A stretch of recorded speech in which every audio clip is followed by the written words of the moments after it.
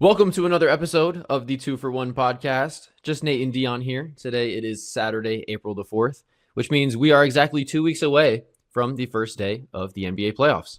With that in mind, I figured it would be a good time to have one final conversation about the teams that will not be participating in the postseason this year. There's still plenty of moving and shaking to be done amongst the top 10 seeds in each conference, but all 10 spots have been locked up with 4 or 5 games left to go for each team. So for today, Nate and I will recap the seasons of the bottom 5 teams in each conference and do a quick preview on where they should be headed this offseason. Nate, how are you, sir? You ready to talk about the bottom of the barrel of the NBA one last time this season? Yeah, actually, some movie talk really quick to open things up. So I saw Project Hail Mary yesterday. Very highly anticipated movie. Lots of people raving, oohing, and ahhing about it. Thought it was okay. I want to know what you guys think. Let me know what you thought if you saw that movie, but thought it was very a little bit overrated. Highly anticipated. I had just heard about this yesterday. I know I'm not exactly the biggest cinephobe in the world, but yeah, I mean, he doesn't matter accountant. Like, it was in theaters for pretty much like 4 or 5 months. You don't count in this. You're not a cinephile. Wait. It's been out for 4 months? No, they've been showing the trailers for 3-4 months. It's been very. Like, they did a bunch of promo. It's Ryan Gosling. I feel like every. Yeah, I was gonna say. I guess if it's Ryan Gosling, a lot of people seem to care about that. Okay. I just think of Mint Mobile when I think of Ryan Gosling, not like a movie. Isn't Mint Mobile Ryan Reynolds, not Ryan Gosling?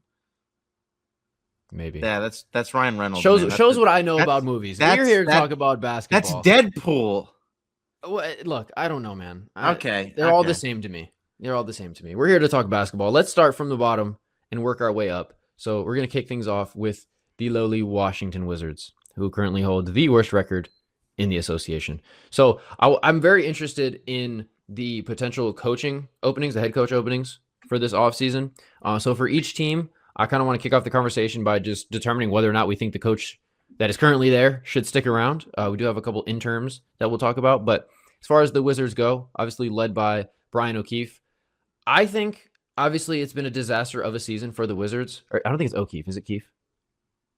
It's. I was gonna say I don't think it was O'Keefe. It's like my fault. My apologies, Brian. I don't know why. It just feels like a name that should be O''. But anyway, the Wizards obviously had a disaster of a season. Like, there's not really a lot of like silver linings you can really pick from. But I do think he deserves to be given like a chance to like actually try and coach this team. They're going to have Trae Young and Anthony Davis next season. Like, they're going to at least have some semblance of competitiveness, at least try to be. We'll see like the results, but theoretically they're going to try to be good next season. I think he deserves some runway to like see what he can actually do. No, I think you went in and made these moves to try and go, maybe not win a championship, but at least be a playoff team. Something the Wizards haven't done, I think, since I was in like middle school or early high school. When was the last season they made? It was 20. What was 17, the Westbrook year? That was what, 2021? Oh, that was 21. Okay, never mind. So that was the year I graduated. Yeah, they did sneak in as the 8 seed with Westbrook leading the way. Okay, so since they haven't made the playoffs since I graduated high school, so that's something I think that they're trying to do. Obviously, with this move of getting 2 all-star level players, all NBA caliber players. If Anthony Davis is one of the best players in the league when he's healthy, so I think they're going to be shooting for at least a top 6 seeding. I don't think Brian Keefe was brought in to win games for this team. I think he was brought in to develop the talent. He was a guy who hadn't had much coaching pedigree in the NBA. And I think from the consensus that I've seen from Wizards fans is that a lot of them would like to go get a more win now coach as opposed to a guy who was brought in to kind of develop and organize this young group of players. And he did a decent job of getting them some experience and whatnot. Kaishan George looks like a really good piece. Alex Sarr showed some nice development in his second season. Bilal Coulibaly actually is a lot better than I thought he was going into, or like at least early on in the year. Bub Carrington does exist. He is a basketball player.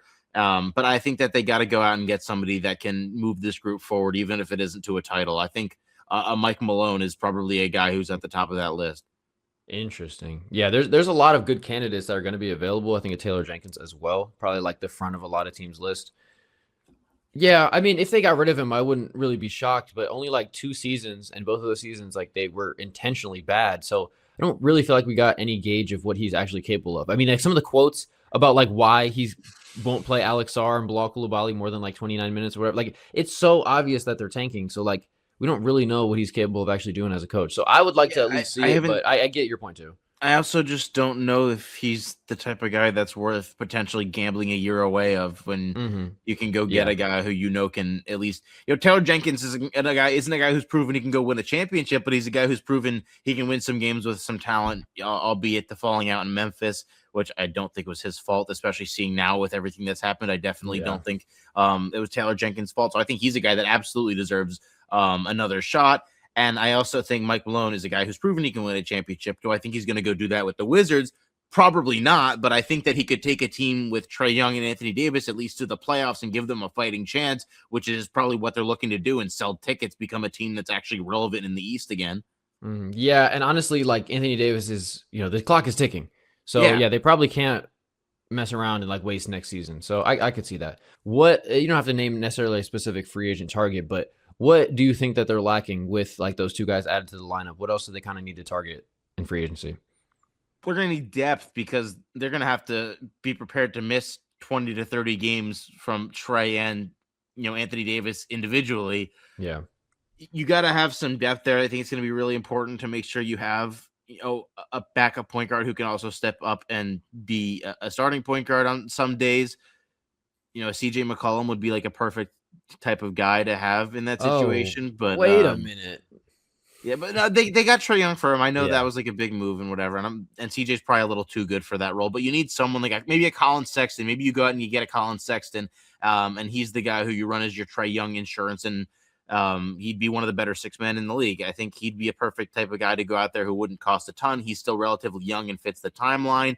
I haven't done my full scouting report on the Washington Wizards offseason yet, so I can't pinpoint a ton of guys, but they need depth. That's a team that's going to have to rely on their depth because even at their best and when they're all healthy, I don't think you can rely on Trey and Anthony Davis to just win you games single-handedly with as talented as I think the East really is now.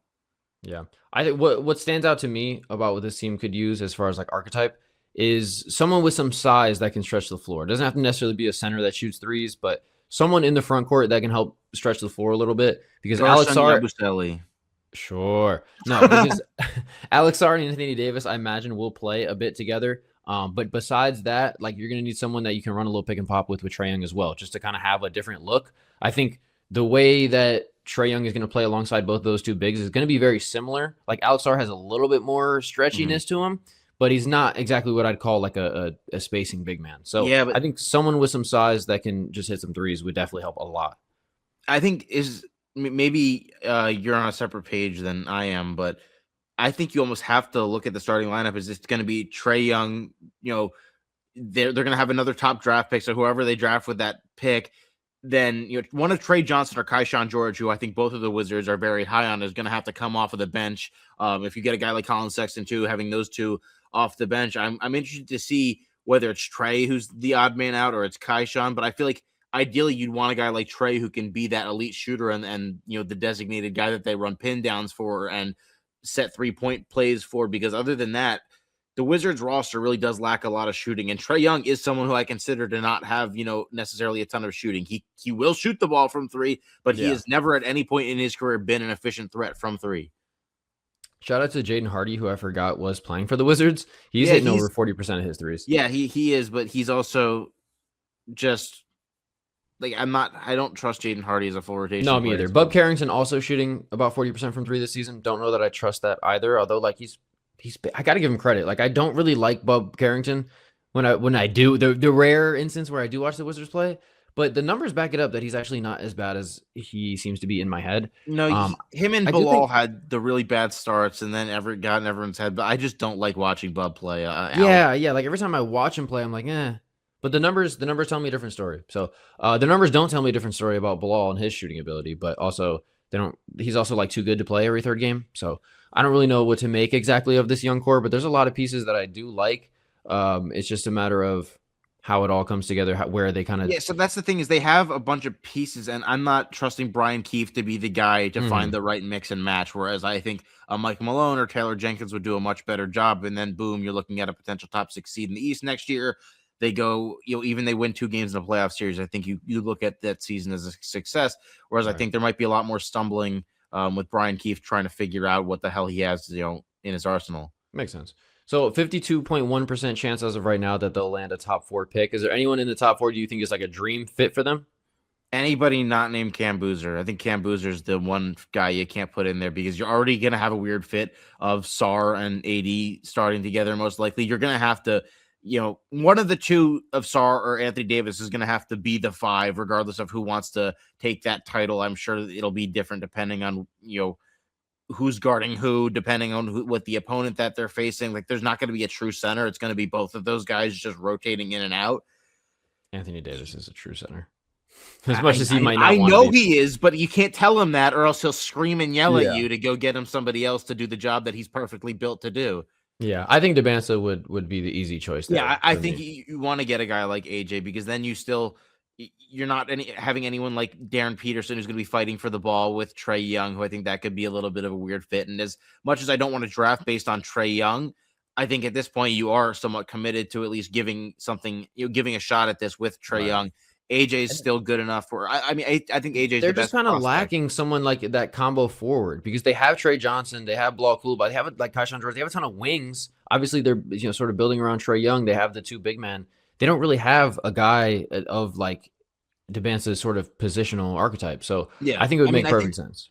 To me, if you're any of those top 3 teams, you're hoping you get AJ. Is fair enough? Yeah, I also do think he is clearly the number 1 guy. So I guess that's kind of the easy. But answer, yeah, fit wise too, that's probably the one guy who I'd be very comfortable just saying, okay, Kaishan, you're gonna just come off the bench. Like, yeah, right. All right, let's move to number 2, which would be the Brooklyn Nets, or we can go Pacers. I guess they're both 18 and 59. Nets. That one's a lot. Nets or Pacers first? Which are we talking? Nets, because I think it's way more straightforward. Like they got nothing going on. Like I kind of forgot that Michael Porter Jr. is on the team. Like they just like exist out there, like they could do anything. Because I think Jordi Fernandez is still a good coach, but he's just absolutely, yeah. To start off with the coaching, absolutely keep him around. Have you seen some of the plays that they've ran at the end of games to intentionally lose, where they'll like draw up a pass they'll have a shot or like an opportunity to get a shot off, and they'll just throw it into the backcourt and shoot it from 3/4 lengths of the. Who did I see recently? It was like a fast break. They were down by 1, and then they like dumped off a pass, and then like they ran out of time to get the shot off. What team was that? They have.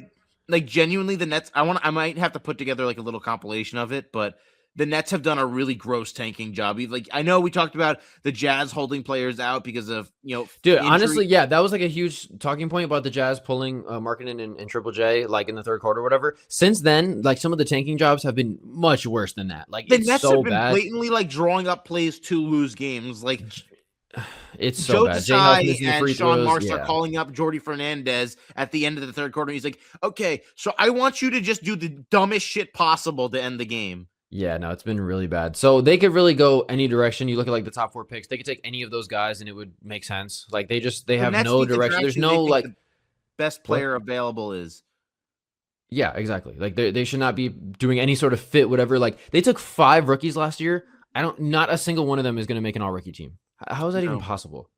I just don't get it. Like maybe Igor, if he had played more, could have made it. Maybe. Yeah, Igor's probably still not gonna. I mean, he could. But he's not going to. Yeah. You got Maxime Reynaud picked in the 2nd round, who's out playing every single one of them. Damn right. Yeah. Shout out to him. I actually do think he could make all rookie, to be honest. He should. He's averaging like 12 and 7.5 at this point. The dude's been. I mean, he could make all. Yeah, he's definitely going to be at least 2nd team, but I think he could slide in as like the 5th guy. No, yeah, I definitely think he should be. I love Reynaud. I got to take a deeper look at it. Spoiler alert. We're gonna do ballots on the Monday episode, or I guess the Tuesday episode for like people who actually listen.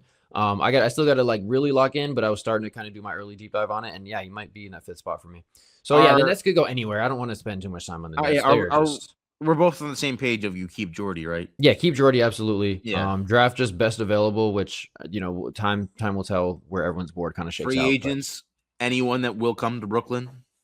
Honestly, no, I would slow play it. I wouldn't be dying to go like grab another Michael Porter Jr. You know what I mean? Oh, yeah, no, I meant like if you can add any young guy on like a nice like. No, I wouldn't be doing that. I'd sooner add like, I don't know, like obviously him, but like a Tobias Harris to the Pistons kind of thing. Like get like a vet that like can actually like establish a little bit of a floor as far as like culture goes. I was thinking of like not to mention Colin Sexton again, but like a guy like him who's young enough that he fits the timeline somewhat, but he also has some experience enough. But yeah, at least somewhat veteran to where like the young core can look at him and be like, all right, we're gonna. They need a veteran guard who can at least set the floor for everything else. I think more so importantly that like a locker room presence, something to kind of establish a culture with Jordi Fernandez. You don't like having MPJ as your vet? No, Does your I'm locker not room voice him and Nick not Claxton? not in love with it. No, I don't need MPJ kind of leading with his voice, but yeah, He's gonna just just something. play Andrew Tate videos in the Yeah, locker room the just entirety of next season again, and he's just gonna be like, "Everyone, you have to take the red pill. let's move on to the Take the Pacers. pill." Let's move on to the Pacers. Obviously Rick Carlisle is going to stick around. He's not going anywhere until he retires. But as far as direction, I will ride this out until the season starts and they prove me wrong. I don't think the Pacers are good. I don't think they're going to just bounce back to being a playoff team next year, guaranteed. Like we'll have to see what the middle of the East does. Like, do the Magic blow it up? What do the Heat do? Et The cetera, et Middle cetera. East. Does the Middle East blow it up? Oh, Jesus Christ.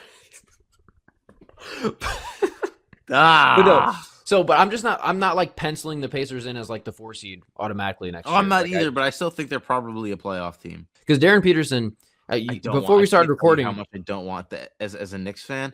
There is probably nothing I'd like less than seeing Darren Peterson go to the Pacers because if he goes to the Pacers, he's going to be amazing under Rick Carlisle. Like, he's gonna be the next Reggie Miller, honestly, because you that's said that's selling him so short. You just called him like sorry, Darren Peterson is comparing him to a Hall of Famer is selling him short. a guy who averaged like 18 points a game for his career. Hall of Famer or no? Because you were saying before the pod how Darren Peterson might end up being a team's point guard. I couldn't agree less. Him playing alongside Halliburton though, that's how he reaches his ceiling.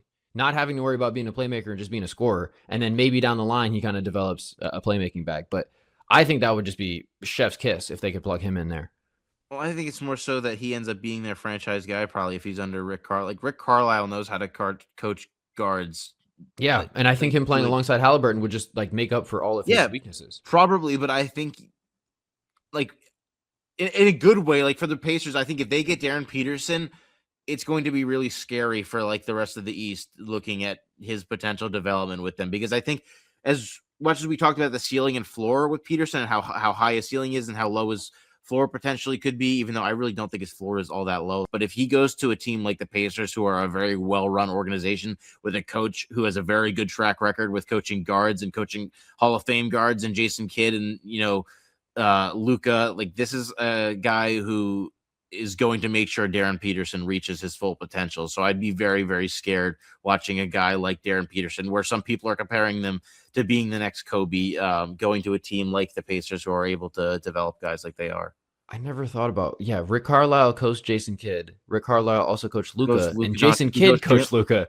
Yeah, and Jalen Brunson. Okay, yeah, sure. Anyway, do you want to go to the Jazz or the Kings next? They're both 21-57. I can't believe the Kings have 21 wins. That's amazing to me. Yeah, they beat the Raptors the other night, which was, I know they are picking up a couple wins here recently, which is just so Kings of them. Precious Achiuwa, 29-18. Hey, they might have found a little something with Precious, man. He's had enough of these big statistical outputs where I'm like, he might actually be like a capable like third big or whatever. He always was a capable third big. As far as Doug Christie is concerned, I mean, dude, like, what are we doing? Not that I trust the Kings to hire someone better. Like, who knows? Like, next is going to be like Vlade. You want Mike Brown back? Yeah, like I don't know that I trust them to hire a better replacement, but like clearly he's not the guy.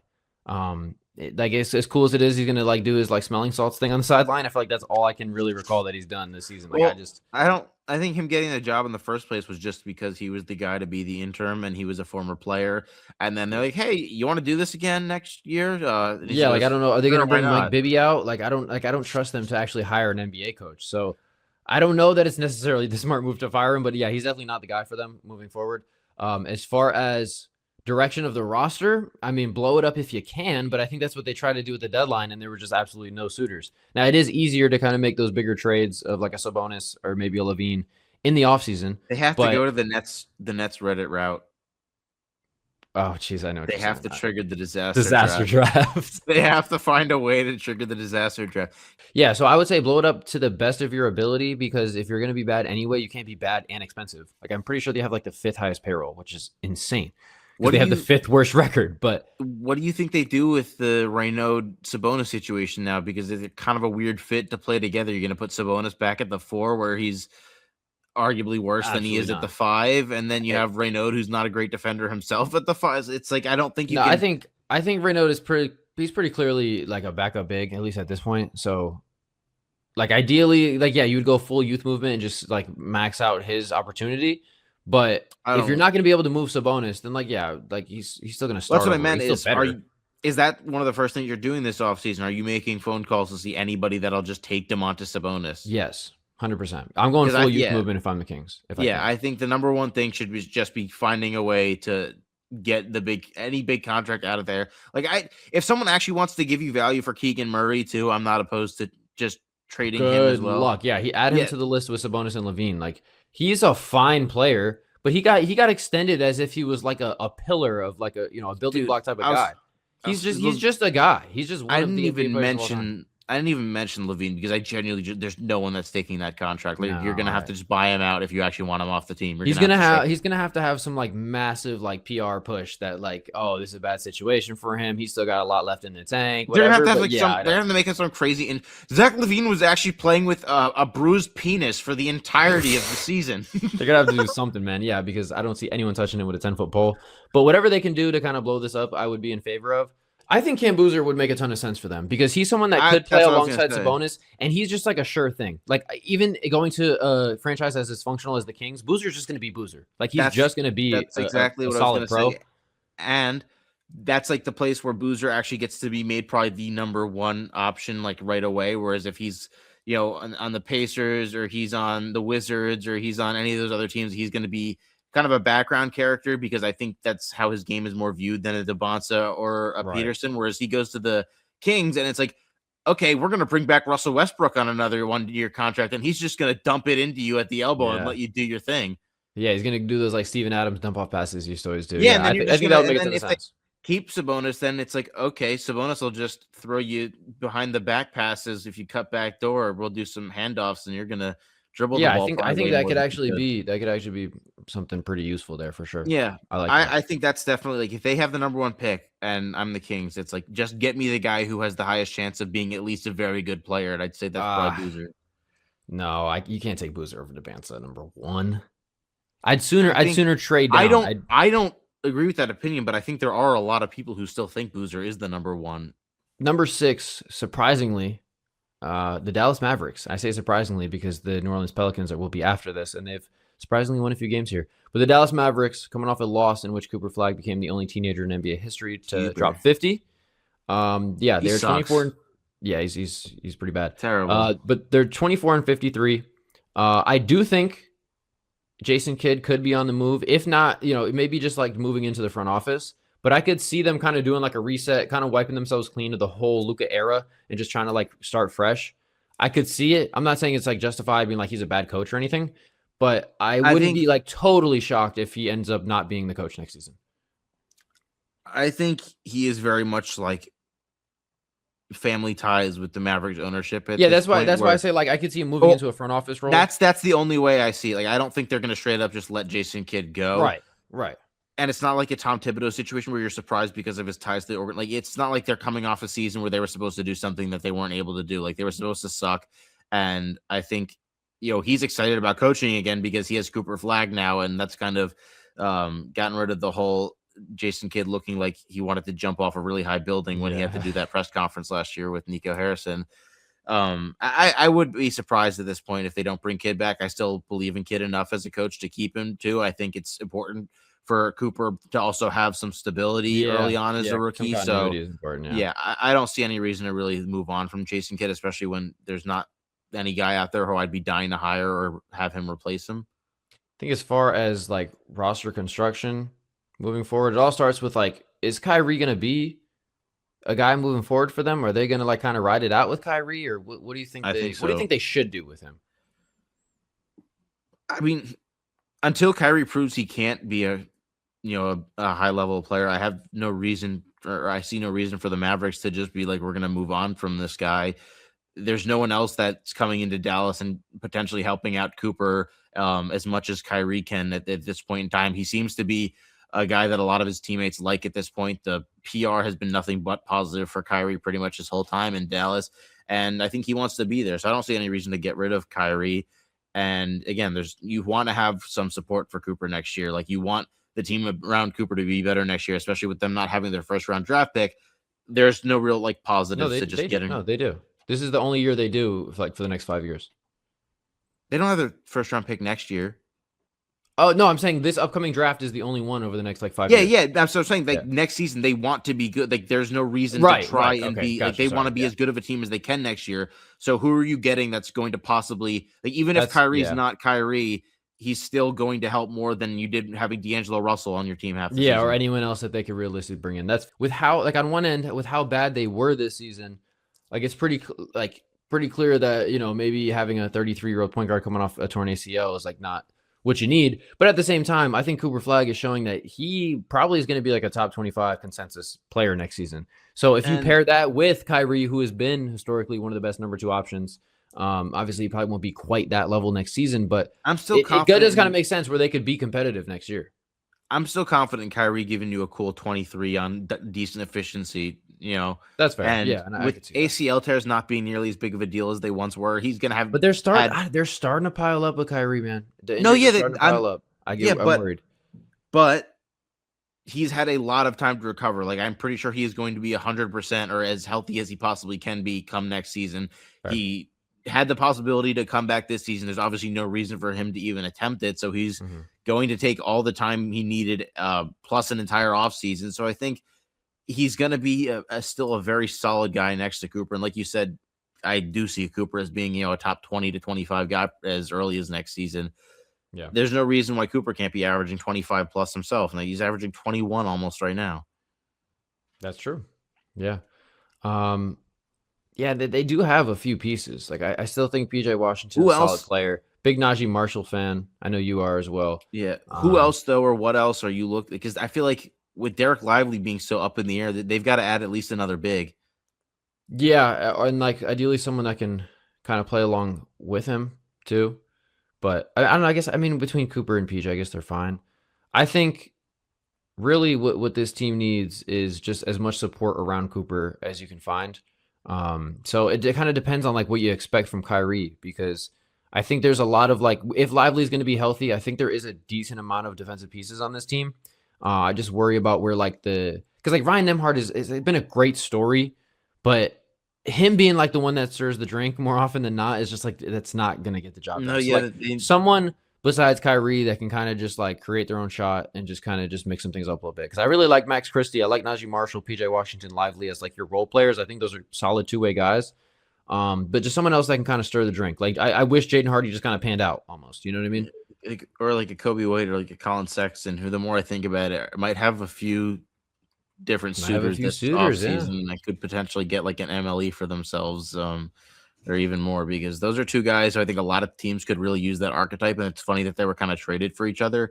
They don't do the same thing by any means, but they're two guys who can fill up the scoring column. They can also, dish the ball out a little bit too. Then you have a little more size with Kobe White, and then you have a little more defense with Sexton. And shout out to Musa Cisse too, because he's been fun to watch as far as yeah, he's all they've had goes. The Mavs have had a few fun stories where it's like, this isn't a good for being team. for having the sixth worst record. Yeah, they've had a couple of good stories. I will say they've had some, for as bad as they are, they've had some pretty entertaining games this season as well. Yes, for sure. All right, next up we have the New Orleans Pelicans. As I mentioned, they are a half game worse than the Memphis Grizzlies. Should they keep Willie Green's ghost? I don't know. I think James Borrego's done a solid job, and no one's talked about it. No, well, because they're still really bad. They're still really bad. It's just so much better than they were at the start of the season. So I'd like to see them keep Borrego around. I always thought Borrego got kind of a bad shake in Charlotte, because he was actually willing to like bench LaMelo when he wasn't playing winning basketball, and like there was just bad PR around that. Didn't we do our little like James Borrego? Yeah, we've always had a soft spot for Borrego on this. Well, because I was one of the people campaigning for him to be the next head coach. I really liked him and thought that he got shafted in Charlotte. That sounds like it could be like a Shafted in Charlotte, movie, like Shafted in Charlotte, or like an album. We gotta make a movie poster. Shafted in Charlotte featuring James Borrego, and it's LaMelo Ball like whipping his Hummer in the background, just hitting him with a car. But I think there's been a tone shift with the Pelicans since he's taken over, and you can see a resurgence in wanting to play. And I think DeJounte Murray has inspired me a little bit in thinking that actually, to be fair, his arrival definitely has changed up a little bit. He's still a pretty good player, and he has been far and away the best passer on this team, and he's the only one that knows how to get any of his teammates involved. Hey, credit to Jeremiah Fears. I like what I No, said. Not credit to Jeremiah Fears. I think that's something he really struggles with. That's actually why I said that, in particularly. because Well, Jeremiah Fears doesn't really like he decides if he's passing or shooting before the play even happens. you know what? Yeah, that's a fair assessment. I'll give you Yeah. that because he So does have okay, yeah. fair. Derek Queens throws some cool passes, but I would not by any means say that Derek Queens is a Just one, comp just Queen, Derek Queens. Why am I calling that fucking Derek just one. Queen he's a fun passer. I wouldn't exactly say he's a high level efficiency passer, at the moment. And DeJounte's been something that they've needed. I think hopefully next year he can still be a piece for them. Do I think the Pelicans are going to be great next year? Probably not, but they have a better chance of being competent with Borrego than I think a lot of other coaches out there on the market. Yeah, I just think of all the teams we've talked about so far. I mean, obviously, like Nets are directionless, Kings are the Kings, but of all these teams, like I kind of hate the Pelicans roster construction. Like I don't know that there's like two more talented players that I dislike playing together more than Zion and Queen. Like that fit is horrible on both ends of the floor. Well, I also So just don't think Derek Queen's very good still is the issue. that is an issue for sure. But like I just don't like moving forward, even if Queen like kind of maxed out his potential, it just doesn't really make sense to me at all.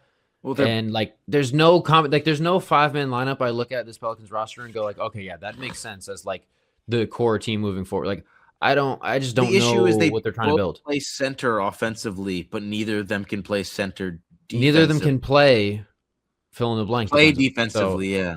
I just don't know what they're cooking up as far as like what kind of team do they want to be moving forward. It's just like this is a team that like if they can go get Debansa, I think could like make a lot of sense. But I Well, just the whole don't thing with know. their rosters, I feel like they should just be better than they are, but they aren't. But it's because it doesn't come together to be a good basketball team. Like there's a bunch of talented players. You could just look at the list of guys on the team and it's like, oh, that guy's good. That guy's good. I like that guy. Oh, he's been pretty good. Well, it's But like also if it doesn't make sense. the way we kind of described the Rockets, where it just seems every guy just gets their own individually and none of it comes together. Like Zion's going to get his points, and Trey Murphy's going to shoot his 8 threes, and Mm-hmm. Sadiq Bey is going to come off the bench and give you 15, but none of it comes together. It's like individually, each guy's going on a stretch. Yeah, I just don't know. I just can't figure out what they want to be. So like I think the most important thing, regardless of like what type of acquisitions, like, okay, what kind of team are we gonna be? Well, they just got good players and hoped it was going to work out, and it didn't. Yeah, well, shout out Joe Dumars for being one of the worst front office executives of They all kind of did time. what the Bulls did, or we're trying to do. Where it's like we're just gonna have 8 really good players, and that's Yeah, gonna be except the good Bulls enough. never reached that threshold though. That's the No, thing. but I They think the sabotaged what they're Pelicans, doing. Yeah. have now reached like the threshold of they have like 8 good players, Mm-hmm. and look at the result, man. Exactly. Yeah. So I don't know exactly, but I think just best available and try to figure out what they want to be. Well, they 'Cause I don't can't. have a I don't. draft pick. Oh shit, you're right. That's right. Dude. Like It's what? obviously yeah. Oh my god. Yeah. No, they're cooked. They're cooked. It's gonna be like a very similar season to this one for next Dude, year. imagine like actually if they had a draft pick, I'd feel if they had a draft pick instead of Derek Queen, I would feel so much better about this team. I still believe they could have got him with their original pick instead of moving up 10 spots, but that's just me. Next up is the Memphis Grizzlies at number 8. I mean, I am not a fan of their coach. Can we I'm not gonna fire try. Tuomas Lusola into Yeah, the I'm not sun? going to try to pronounce his name. I couldn't be much less of a fan of his coaching philosophy as far as like coaching in the NBA. I He's know it was such a successful over in Europe. It's a different style over there. It's a different culture. It's a different everything.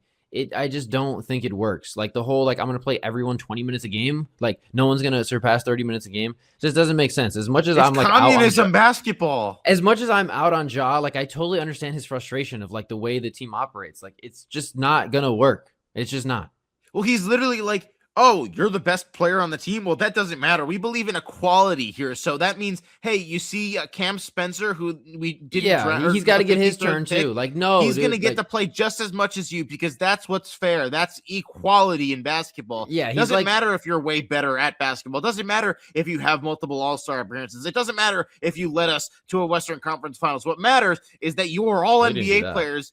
No, sorry, if you led us from a game or what was it, 2 got games into the away. second round.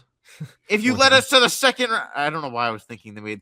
If you Yeah. led us to the second round, does not matter. Undrafted or second. What pick was he? 53, 52nd overall. Cam Spencer, yeah. Yeah. Yeah, it does like he's like the anti Mike D'Antoni. Even if you have the most cordial and team first superstar in the league, they're not going to be okay with playing 29 minutes a game when they're the best player on the team by a long You know, Well, say for Wembanyama, but that's a unique circumstance, of course. He's an alien. He doesn't count. Wemby's also doing it for health reasons. Ja's just not playing because, Yeah, yeah. partially for health reasons, but no, point taken. Yeah, just I don't really like it. So I'd like to see them move on from him and get an NBA coach, but I think he's probably going to stick around. So it is what it is. As far as like direction building wise, like if he's going to be the coach, then like the type of roster they have kind of makes sense. They just have this conglomeration of a bunch of like decent guys. But I don't know. I'd like to see them maybe get back to like a defensive identity. I feel like they've kind of lost that ever since they lost Dylan Brooks. Obviously now trading away Defensive Player of the Year in Jaren Jackson. So I don't know exactly how they get there, but I think rebuilding a defensive identity is probably the way to go. Because he at least like I will give the coach credit that like he's a smart offensive mind and he's capable of like what do they call it? Making a chicken stew out of chicken shit, whatever the phrase is. But I don't know. I think they need to get back to a defensive identity and let the rest take care of itself. They're clearly not. It's clearly going to be a slow burn as far as like getting back to being a competitive team here. So hopefully for them, they do jump in the lottery to kind of get someone to kickstart things. But I'll give him credit. The fact that he's able to play Javon Small at center for more than 2 minutes at a time and not lose basketball games consistently by 40 plus points is somewhat of an impressive feat. So I guess the fact that he's able to kind of be competitive some nights if they decide to with randomly generated players is, I guess, something. yeah. The fact that like Olivier Maxence Prosper has been like a top 5 player on the team for them this season is kind of hilarious. I actually kind of like him a little bit. I wasn't even shaded him. It's like he legitimately has been probably one of their 5 or 6 best players this entire season. He's been pretty good. Shout out to Santi Aldama for just like not being that good this year. When did Ryan I don't know what Rivera happened. get there? I don't know. I was a huge Santi Aldama fan. I don't really know what happened this season, but Can I ask you when Ryan Rivera got there? Because last time I knew he was on the Trailblazers. Oh, he hasn't been on the Trailblazers for a while. I couldn't have told you he played 13 games for the Grizzlies, though. They had idea. 32 different guys, and they just signed Dariq Whitehead to be the 32nd. He already played, too, which is crazy. They called him up, and they're like, you're playing tonight. Yeah, they gave him a 10-day, and they said, here's 22 minutes off the rip. And Taj Gibson's on the team, man. Like, that's like... So, man. Jaren actually did surpass 30 minutes in the 45 games he played. Second, obviously, Ryan Rupert, like I said, played 13, but he's actually second in minutes per game for them. That is crazy. Bro, that's crazy. There are 18 different players. No, sorry. There are 23 different guys that can say they played at least 20 minutes per game for the Grizzlies this season. 23. There are 15 roster name spots. All of them right now, and I want to see which of them I know. Jaren Jackson Jr., Ryan Rupert, Ja Morant, Santi Aldama, Jalen Wells, Cedric Howard, Zach Edey, Tyler Burton, Adama Alpha Ball, Walter Clayton, Taylor Hendricks, who I'm kind of bought back in on, Lawson Lovering, Cam Spencer, Jock Landale, Ty Jerome, Kyle Anderson, 1 game for Dariq Whitehead, Vince Williams Jr., rest in peace his soul, Gigi Jackson, Kentavious Caldwell-Pope, Scottie Pippen Jr., DeJon Jarreau, Javon Small, and then we got Jemai Mashak at 19.8 as the 24th guy. Dude, they're just going to let Justin Timberlake suit up at this point. They're like, hey, you've been a fan long enough. Justin, you want to play a game? You know who's not a fan of the Grizzlies? LeBron James. Did you see that? Yeah, there were LeBron, and then he had to backtrack himself. He said that he added Milwaukee into the bunch. He's like, there's 2 cities. Yeah, he just threw in Milwaukee too. At 41 years old, there's 2 cities I don't want to play in: Memphis and Milwaukee. What does being 41 have to do with it, by the way? Like, Memphis and Milwaukee are cool until you hit 41. Like, that's the breaking point. Like, then they get boring at 41. Like, I don't know 41, what he meant by that. You cannot go to Memphis or Milwaukee anymore. Like, there's a honestly, barrier. I kind of took that to mean like he just doesn't give a fuck anymore. He's like, guys, I'm 41 years old. I'm just gonna say whatever the fuck I want. I don't care. Well, he also said Memphis sucks, and so does Milwaukee too. While I'm at it, he subtly added Cleveland in there too, or Akron, because he said he's like, I don't even like going back home anymore. Which, to be fair, yeah, well, I mean Akron, but yeah, sorry, I don't know why Milwaukee had to catch a stray. That was random. Like, what did that have to do with it? Here we got the Chicago Bulls. They are about as. Can we not talk about the Chicago Bulls? Yeah, I don't want to belabor this one.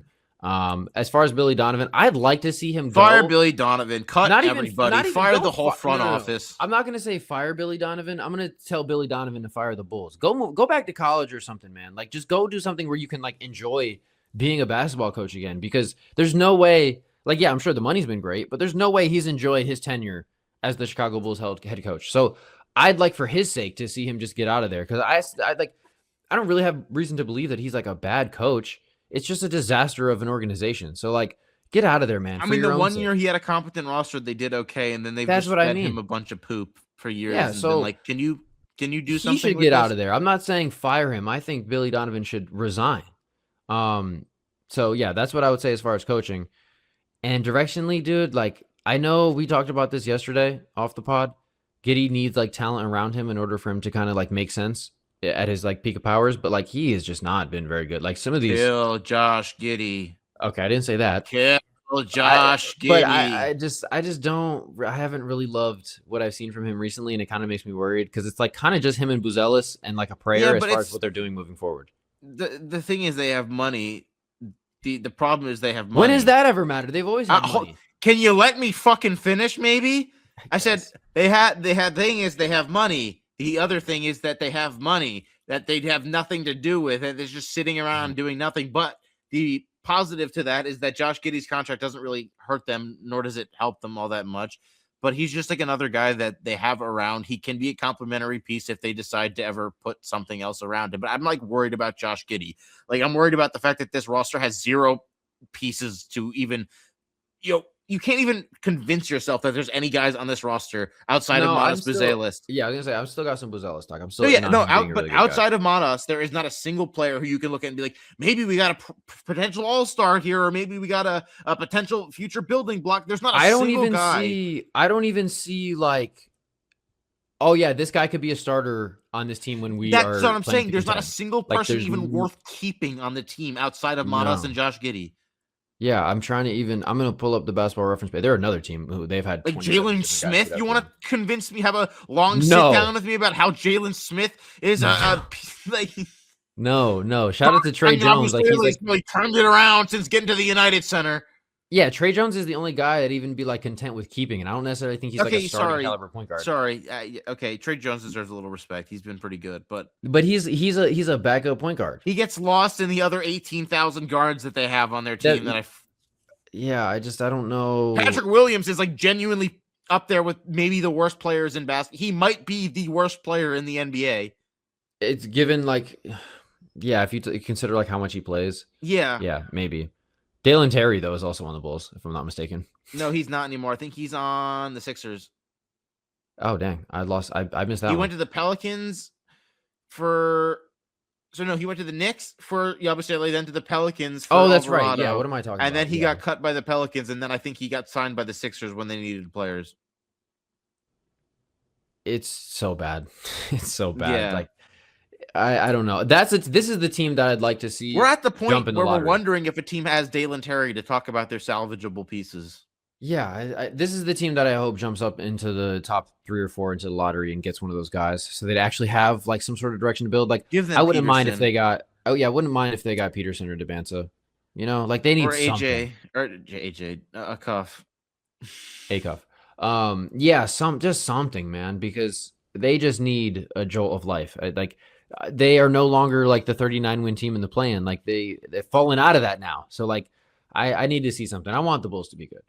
Give them one of the explosive guards. Like give them Acuff, give them Kingston Flemings if they're not in the top 3. Give them Darren Peterson.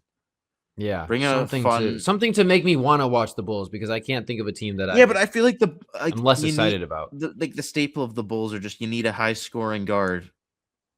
You got to have a Derrick Rose. You got to have a Jimmy Butler. You got to have a Michael Jordan. You got to have a. It's the only times they've ever been good. Yeah. Even like they had George Gervin at one point. Or they can just get Cam Boozer to have another Boozer. Yay. Hey, there you go. I wouldn't be mad at it. And then we'll wrap up with the Bucks. Obviously, regardless of what happens with Giannis. What happens with the investigation? Well, to be honest with you. To be honest with you, I really hope that Doc Rivers sticks around. If for nothing else, then if he's not going to coach the Bucks, you know what he's going to be doing? He's going to be podcasting with Bill Simmons at the Ringer. I don't want that. Me individually, I don't want to hear his voice on podcast twice a week. On TV. Even worse. That's what I'm saying. That's worse. Yeah, I hope that he just sticks around Milwaukee, just so that I don't have to listen to him as much, and he's just there over there coaching the Bucks on the side. So, Doc, yeah, I hope he sticks around. But man. Or just why doesn't he? He's getting inducted into the Hall of Fame. ride out into the sunset with your shitty No, ass he team. he would he would 1000% do media if he's not coaching. That's the thing. No, He's I got too much. know, I He's got too much know. gas in the tank. Now I don't want to be driving that car, but he's gonna do something. So, Should I just talk like this for the rest of the video? yeah, I think this would I be just a really don't good. I just don't want to. Do you think You know, the listeners would really want to like tune in more if I talk like but this, like all but the Bill time? Simmons loves him, so like he would 100% bring him back to the ring. Yeah, no wonder he loves him. He won his team a championship. That's a good point. Yeah. So I mean, I think if Giannis is gone, he's probably gone with him. But I don't really know what to make of that situation. Like they're gonna follow each other. They're gonna go to the same team, and because he's like, I need Doc Rivers wherever I go. I strongly disagree with that one. But yeah, ideally they just reset the thing and just kind of go from there. But as far as if they trade Giannis, like what else? Like I don't know. Ideally, you kind of undo the. That's a whole nother episode in and of itself. Yeah, what it really could be. They're disastrous. And then all the Shams tweets coming out about this whole he said she said thing with Giannis versus the team and like should he be playing or not? Like it's gotten literally to reminds me of low. When I was in elementary school. Me and like my 4 best friends at the time. This one girl threw a chair at us. Huh? Okay, Mr. Popular. It's my little friend group. Me and my 4 friends. All right, cool. That was not the point. So this one girl like threw a chair at my crotch in music class, and she reported all of us for bullying, apparently, and which led her to throwing the chair. Meanwhile, she had nothing being investigated against her for throwing the chair. What were we talking about again? Giannis and the Bucks. Oh, yeah, but then there's like, yeah, it's literally like the school principal or like the school guidance counselor is asking like for both sides of the story. This is such a ridiculous thing that we've gotten to this point where Giannis is, I don't want to be traded. I want to be traded. I don't want to be traded. I want to be traded. I don't want to be traded. Kalshi. Buy all Kalshi. Subscribe to Kalshi. Giannis Kalshi Antetokounmpo. Yeah, I'm tired of it, man. All right, yeah, I think that wraps up. Like yeah, I'm tired of the Bucks, man. Like I'm ready for a new era with that team. LeBron is Rollins too. era. Welcome it in. Enjoy it. Era. Bask in it. Accept it. Oh boy, yeah. So that does it for the lottery teams. Yeah, I didn't want to spend a lot of time talking about the Bucks, and we don't need to for the rest of the season. Now we don't have to talk about any of the lottery teams until at least the end of June, heading into July. So see you later. The bottom 10. It's been probably the worst we've ever seen as far as like just blatant tanking. I saw a ton of tweets from Tim Reynolds about just like all the blowout. Did you see the slate last night? Pretty much every single game was like a 30 point there's never been 2 games with like an average margin of victory with 24 points in NBA in like 80 years of basketball, and then there was 2 of them happened this week. Yeah, they were both on Saturday and Sunday, or Saturday and Friday, whatever. Really, really fucking bad. So goodbye, tanking teams. I pray that Adam Silver puts his 2 brain cells together that isn't related to like making money for the owners and comes up with a solution for tanking. But yeah, I'm not gonna lie. I hope the Nets get like the 6th pick. I don't think that would be possible, so funny. But 5th. No, are they top 3? Yeah, they are bottom 3. Yeah. Bottom 3. So yeah, that is it for the lottery teams. If you're a fan of one of those 10 teams, and you want to hear us talk about them, you're gonna have to wait a couple months. Sorry, I have no more interest in them. So we can just focus on, I want to say high level basketball because there's a couple of not so great teams. Unless something Jaden IVS comes out and your favorite player or one of your favorite players goes on like a manic rant on Instagram Live, then we might talk about it briefly. But yeah, save for that, we'll only be talking about playoff level teams moving forward for the rest of the season. I'm very excited about it. But that'll wrap up this episode. We'll be back on Tuesday talking about our end of season ballots. I think some will be very straightforward. Some will cause a lot of debate, and Mitch is going to want to rip my head off for disagreeing with me. But save for that, that does it for this one. Make sure to subscribe to the pod. Make sure you subscribe on YouTube and on Spotify /Apple/ wherever you listen to the podcast. Also, follow us on Instagram and on our TikTok, where we're going to be more active. We're trying to learn TikTok more. It's very hard for my unk brain. I'm trying to learn it and understand it and process it. And yeah, I'm what they say on the other side of 25 pretty soon here. So yeah, TikTok it's been a slow burn for us trying to figure it out, but we will be more active moving forward. So check that out as well at 2for1 Hoops. And until Tuesday. And one slight note for Magic fans, just basically pretend you're in this whole like lottery team discussion where like just pretend your season's over. No, Also. no, I will enjoy shitting on them when they inevitably lose in the play-in tournament. We'll see if Jamal Mosley makes it all the way there, but yeah, no, they deserve to be in this mix too because they suck. But Yeah. other than that, I hope everyone has a great rest of their day.